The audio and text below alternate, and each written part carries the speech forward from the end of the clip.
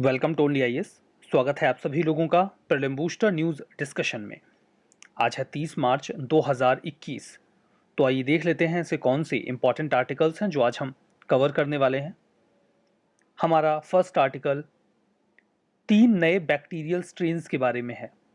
Researchers ने अभी हाल ही में 3 नए स्ट्रेन्स बैक्टीरिया के खोजे हैं। कहाँ पर? इंटरनेशनल स्पेस स्टेशन में, अर्थ पे नहीं। इसलिए ये बहुत ही ज़्यादा इम्पॉर्टेंट है। एक्चुअली में 3 नहीं 4 स्ट्रेन खोजे गए, लेकिन एक स्ट्रेन ऐसा है जिसके बारे में हमें ऑलरेडी जानकारी है, वो अर्थ पे मिलता है।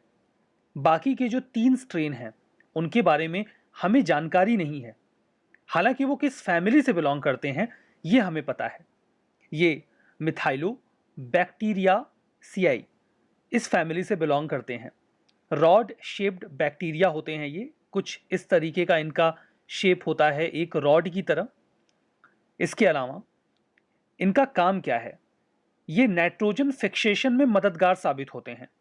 आसान शब्दों में कहूं तो ये कोई भी जो प्लांट है उसकी जड़ों के ग्रो करने में हेल्पफुल होते हैं और ओवरऑल किसी भी पौधे की ग्रोथ में कंट्रीब्यूट करते हैं। बायो कंट्रोल एक्टिविटीज इसमें भी इन्वॉल्व होते हैं। लाइक अगर कोई पैथोजन प्लांट के ऊपर अटैक करने वाला है तो ये बैक्टीरियाज उन पैथोजन से भी प्लांट को बचाते हैं। ओवरऑल ये प्लांट को सिक्योर करते हैं और उसकी ग्रोथ में कंट्रीब्यूट करते हैं। तो आप इसे एक अच्छा बैक्टीरिया कह सकते हैं। अब अगर ये इंटरनेशनल स्पेस स्टेशन में मिले हैं तो इसकी क्या सिग्निफिकेंस है? इसकी सिग्निफिकेंस ये है कि अगर ये इतनी लो ग्रेविटी वाले एरिया में खुद को बचा के रख पाए तो ये संभावना दिखाता है कि ऐसे एरियाज जहां पर बहुत ज़्यादा स्ट्रेस है, स्ट्रेसफुल जो एरियाज हैं लाइक मार्स, मून, ऐसी जगहों पर प्लांट की ग्रोथ के लिए एक्सपेरिमेंट्स किए जा सकते हैं या उनकी ओर एक रास्ता खुल जाता है। रिसर्चर्स ने इस नई स्पीसीज का जो नाम है वो मिथाइलोबैक्टीरियम अजमली रखा है। इंडिया के एक रिनोन्ड बायोडाइवर्सिटी साइंटिस्ट रहे हैं डॉक्टर अजमल खान, जो कि अन्नामलाई यूनिवर्सिटी जो तमिलनाडु की है वहां के फॉर्मर प्रोफेसर हुआ करते थे। उन्हीं के सम्मान में इस नई स्पीसीज को ये नाम दिया गया है। तो चलिए, हमने ये पूरा जो आर्टिकल था वो कवर कर लिया और इसकी सिग्निफिकेंस को भी समझा। हमारा नेक्स्ट आर्टिकल साबर ट्राइब के बारे में है, जो कि वेस्ट बंगाल से बिलोंग करती है। इनका बेसिक सर्वाइवल भी खतरे में है, काफ़ी वल्नरेबल है ये ट्राइब। इलेक्शंस के आने के बाद सभी का हालचाल पूछा जाता है, तो इनका भी पूछा जा रहा है, इस वजह से ये न्यूज़ में है। वेस्ट बंगाल का ये एक ट्राइबल ग्रुप है। अंग्रेजों ने 1871 में अपने कानून के अंतर्गत इन्हें क्रिमिनल ट्राइब डिक्लेयर कर दिया था। क्रिमिनल ट्राइब डिक्लेयर होने का मतलब ये है, फिर उनके एरिया की फेंसिंग कर दी जाती है, वहां पर गार्ड्स लगा दिए जाते हैं, उनके मूवमेंट को रिस्ट्रिक्ट कर दिया जाता था। ऐसा मान लिया जाता था कि ये बाई बर्थ क्रिमिनल ही हैं। गवर्नमेंट ने आज़ादी के बाद इन्हें डी नोटिफाई कर दिया, मतलब ये कह दिया कि नहीं, ये क्रिमिनल नहीं है, अंग्रेजों का कानून गलत था। लेकिन जो स्टिग्मा अंग्रेजों ने क्रिएट किया था इतने सालों में, वो उसे उसके बाद भी फेस करते रहे। मतलब उस एरिया में अगर कहीं कोई भी क्राइम हो तो इस कम्युनिटी के लोगों को पकड़ लिया जाता था। वो और भी तरीके के कई चैलेंजेस फेस कर रहे हैं, लाइक हंगर, माल न्यूट्रिशन, लिवर प्रॉब्लम। इसलिए क्योंकि काफ़ी पिछड़े हुए लोग हैं, लिकर का कंजम्पशन भी बहुत ज़्यादा हो रहा है कम्युनिटी में। ये भी एक महत्वपूर्ण कारण है इनकी कई सारी समस्याओं का। ये पार्टिकुलरली वल्नरेबल ट्राइबल ग्रुप भी हैं, पीवीटीजी। ये ऐसे ग्रुप्स होते हैं ट्राइबल ग्रुप्स में ही जो बहुत ज़्यादा वल्नरेबल हों, जिनकी पॉपुलेशन या तो कम हो रही हो या स्टैग्नेंट हो गई हो, यानी कि बढ़ ना रही हो, लिटरेसी का लेवल बहुत ज़्यादा कम हो, जीने का जो तरीका है वो प्री एग्रीकल्चरल हो, स्पेसिफिकली टेक्नोलॉजी, और वो इकोनॉमिकली बैकवर्ड हो। इन सभी पैरामीटर्स को आधार बनाकर किसी भी ट्राइबल ग्रुप को पीवीटीजी डिक्लेयर कर दिया जाता है। जनरली ये बहुत ही रिमोट लोकेलिटीज़ में रहते हैं, जहां पर इंफ्रा बहुत ही पुअर होता है और इन्हें बहुत ज़्यादा एडमिनिस्ट्रेटिव सपोर्ट यानी कि गवर्नमेंट का सपोर्ट भी नहीं मिल पाता। 1973 में धेबर कमीशन ने प्रिमिटिव ट्राइबल ग्रुप का प्रावधान किया था एक सेपरेट कैटेगरी के तौर पे। बाद में इसे ही नाम बदलकर पीवीटीजी कहा जाने लगा 2006 में। तो साबर ट्राइब एक पार्टिकुलरली वल्नरेबल ट्राइब है और वेस्ट बंगाल से बिलोंग करती है, ये आप जरूर से याद रखिएगा। हमारा next article inter state tiger relocation project के बारे में है। यह देश का पहला inter state tiger relocation project था। 2018 में लॉन्च किया गया था, लेकिन अभी सस्पेंड कर दिया गया। आखिर क्यों, जानेंगे। उसके पहले ये जो फर्स्ट टाइगर रीलोकेशन प्रोजेक्ट था, इसे 2018 में लॉन्च किसने किया था? एनटीसीए ने, नेशनल टाइगर कंजर्वेशन अथॉरिटी में। और इसमें किया क्या गया? इसमें 2 टाइगर्स को, जिसमें एक मेल और एक फीमेल थी। जो मेल थे उनका नाम था महावीर और जो फीमेल टाइग्रेस थी उनका नाम था सुंदरी। इन दोनों लोगों को रीलोकेट किया गया। रीलोकेट किया गया मतलब कहां से कहां किया गया? तो महावीर को कान्हा टाइगर रिजर्व से उठाया गया और सुंदरी को बांधवगढ़ टाइगर रिजर्व से। दोनों ही मध्य प्रदेश में ही हैं और वहां से दोनों लोगों को ले जाया गया सतकोसिया टाइगर रिजर्व में, यानी कि उड़ीसा में।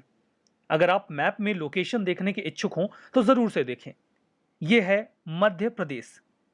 यहां पर आपको दिख रहा होगा कान्हा टाइगर रिजर्व और यह है बांधवगढ़ टाइगर रिजर्व। यहां से इन्हें उठाकर उड़ीसा के सतकोसिया टाइगर रिजर्व में लाया गया।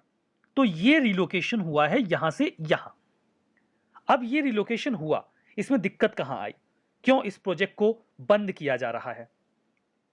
एक्चुअली में देखिए, जब रिलोकेशन किया जाता है तो कुछ बातों का ध्यान रखा जाता है। यूजुअली जो यंग टाइगर या टाइग्रेस हैं उन्हें ही चूज किया जाता है रिलोकेशन के लिए। इसके 2 फायदे होते हैं। एक तो जो यंग टाइगर है या टाइग्रेस हैं वो जहां भी जाएंगे वहां की जेनेटिक डाइवर्सिटी में कंट्रीब्यूट करने के लिए काबिल होंगे।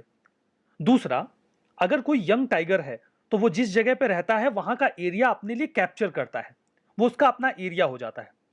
फिर वो उस एरिया में किसी अन्य टाइगर का इंटरवेंशन एक्सेप्ट नहीं करता और अगर उसे वहां से निकाल के कहीं और ले जाया जाए तो वो भी उसे पसंद नहीं आएगा। लेकिन जो यंग होते हैं वो अपना एरिया स्पेसिफाई नहीं करते, इसलिए अगर आप उन्हें कहीं और लोकेट करते हैं तो वो एक्सेप्ट कर लेते हैं।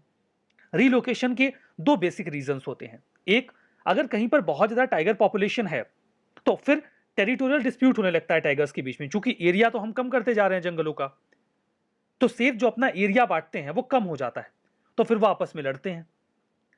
कुछ एरियाज ऐसे हैं जहां पर टाइगर्स की पॉपुलेशन बहुत कम है, वहां पे जो डाइवर्सिटी है वो खत्म होती जा रही है, टाइगर्स खत्म होते जा रहे हैं।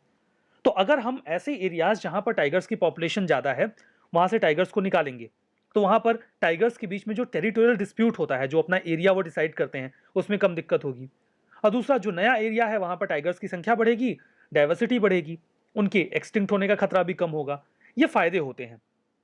लेकिन ये फायदा हमें दिखा नहीं जब ये 2018 का रिलोकेशन प्रोजेक्ट चलाया गया। महावीर को जब सतकोसिया टाइगर रिजर्व में लाया गया, महावीर यंग थे, मेल टाइगर थे ये। इन्होंने थोड़ा बहुत एरिया का इंस्पेक्शन किया नई जगह पे और फिर खुद को उस एरिया में ढाल लिया। ये वहां अच्छे से रहने लगे।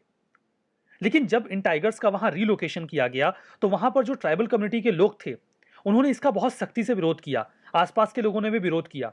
उन्हें लगा कि नए टाइगर्स आएंगे तो उनकी जान माल को खतरा होगा। उन्होंने यह भी आरोप लगाया कि इस प्रकार के रिलोकेशन प्रोजेक्ट के पहले उनसे कंसल्ट किया जाना चाहिए था, जो कि नहीं किया गया। 1 महीने के भीतर ही महावीर को मरा पाया गया। फॉरेस्ट डिपार्टमेंट का यह मानना था कि उनकी हत्या की गई थी। मतलब जिन लोगों को यह पसंद नहीं आया कि महावीर को रिलोकेट किया जाए सतकोसिया टाइगर रिजर्व में, उन्होंने महावीर को मार दिया। बात करते हैं सुंदरी की। सुंदरी को यह नया जंगल कुछ खास पसंद नहीं आया। उन्हें लगा क्यों ना आसपास के इलाकों में चलकर इंसानों से बातचीत की जाए, क्या पता मन लग जाए, 2-4 बातें हो जाएं। जैसा कि हमने देखा कि इंसानों को ना तो महावीर पसंद थे और ना ही सुंदरी। महावीर को तो पहले ही मार दिया गया था। सुंदरी के साथ झड़प हुई, उन्होंने एक महिला को घायल कर दिया, जिसके बाद उस महिला की मौत हो गई। निश्चित तौर पर सुंदरी ने हमला किया होगा।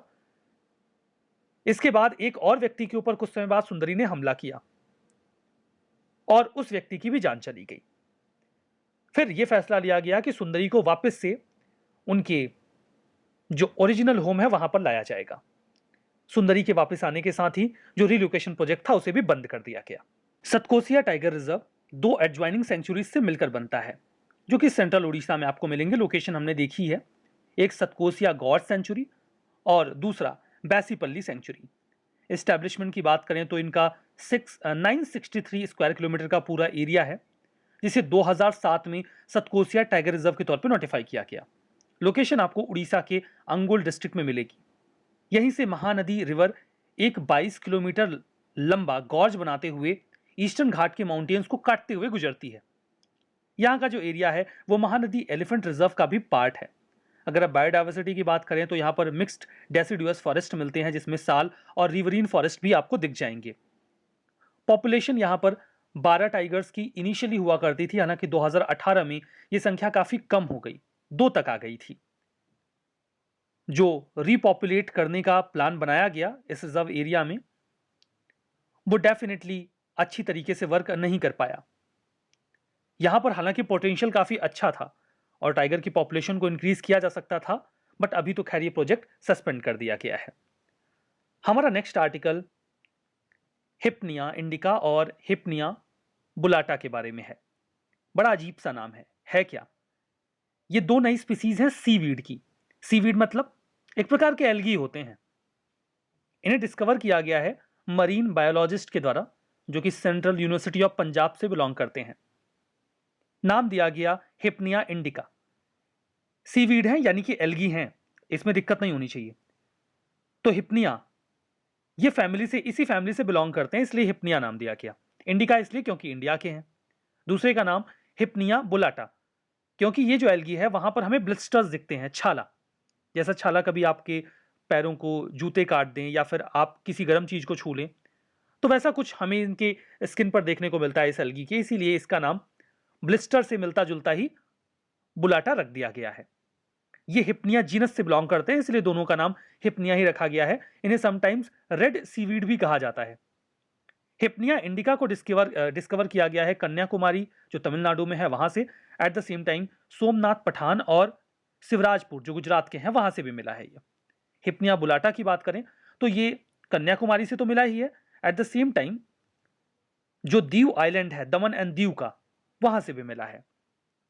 ये देखिए जो इंटरटाइडल रीजन है कोस्ट का, वहां पर अच्छी तरीके से ग्रो करते हैं। इंटरटाइडल रीजन से हमारा मतलब ऐसे रीजन से है जहां पर जब हाई टाइड आता है तो एरिया सबमर्ज हो जाता है, लेकिन लो टाइड के समय ये एरिया फिर से पानी के ऊपर आ जाता है।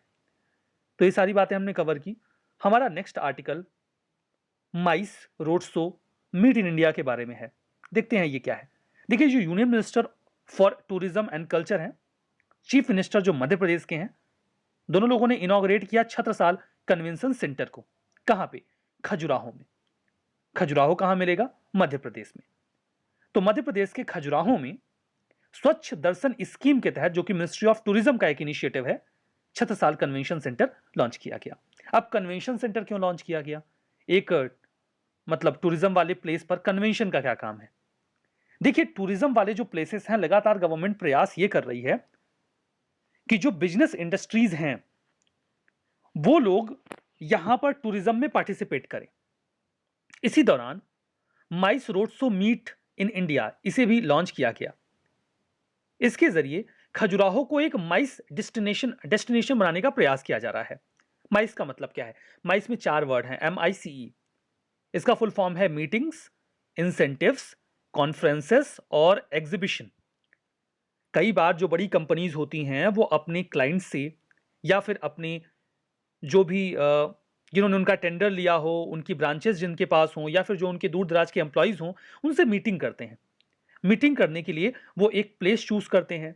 समटाइम्स वो कॉन्फ्रेंस करते हैं, समटाइम्स कई सारी एंटिटीज एग्जीबिशन लगाती हैं और अपने क्लाइंट्स को इन्वाइट करती हैं, अपने कस्टमर्स को इन्वाइट करती हैं। वो उसके लिए एक लोकेशन चूज करते हैं। तो गवर्नमेंट का भी ये प्लान है स्वदेश दर्शन स्कीम के तहत कि जो इंडिया के हिस्टोरिकल प्लेसेस हैं उनको इतना प्रोमिनेंट बनाया जाए कि ये जो बिजनेस एंटिटीज हैं, जब वो मीटिंग, कॉन्फ्रेंस, एग्जीबिशन या इंसेंटिव का मतलब ये होता है कि कई बार कंपनीज अपने एम्प्लॉयज को अच्छा काम करने के लिए किसी टूरिज्म वाले प्लेस पर भेज देते हैं, घूमने टहलने के लिए, मजे करने के लिए, उसे इंसेंटिव कहा जाता है।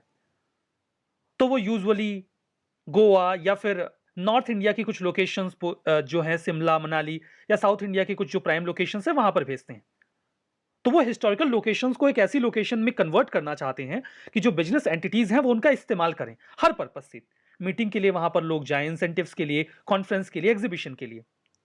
तो अगर वो कॉन्फ्रेंसेस के लिए जाएंगे तो उनको एरिया तो चाहिए ना कॉन्फ्रेंस करने के लिए। इसलिए छत्रसाल कन्वेंशन सेंटर इनॉग्रेट किया गया कि वो वहां पर आए तो उनको सारी सुविधाएं मिल जाए। इससे वो एक और प्राइम टूरिस्ट डेस्टिनेशन के रूप में इवॉल्व हो जाएंगे। तो ये माइस का मतलब हुआ। इससे खजुराहो को एक ट्रेमेंडस बूस्ट मिलेगा, ये एक आइकॉनिक टूरिस्ट डेस्टिनेशन बन जाएगा। मिनिस्ट्री ऑफ टूरिज्म ने development of iconic tourist destination scheme चलाई थी। सेंट्रल सेक्टर स्कीम है, मतलब सारा पैसा सेंट्रल गवर्नमेंट ही लगाएगी। उद्देश्य यही था कि जो होलिस्टिक अप्रोच है उसके जरिए 19 आइकॉनिक डेस्टिनेशन को डेवलप किया जाए। अगर हम बात खजुराहो टेम्पल्स के बारे में करें तो ये काफी ब्यूटीफुल मेडिवल मॉन्यूमेंट्स हैं। इन्हें चंदेला रूलर्स ने 900 एडी से 1130 एडी के बीच में बनाया था। ये अपने इरोटिक स्कल्पचर्स के लिए जाने जाते हैं। इनका जो पहला जिक्र है वो अबू रिहान अल-बरूनी की किताब में मिलता है 1022 के आसपास की। इसके अलावा अरब ट्रेवलर इब्न बतूता ने भी 1335 के आसपास खजुराहो का जिक्र किया है।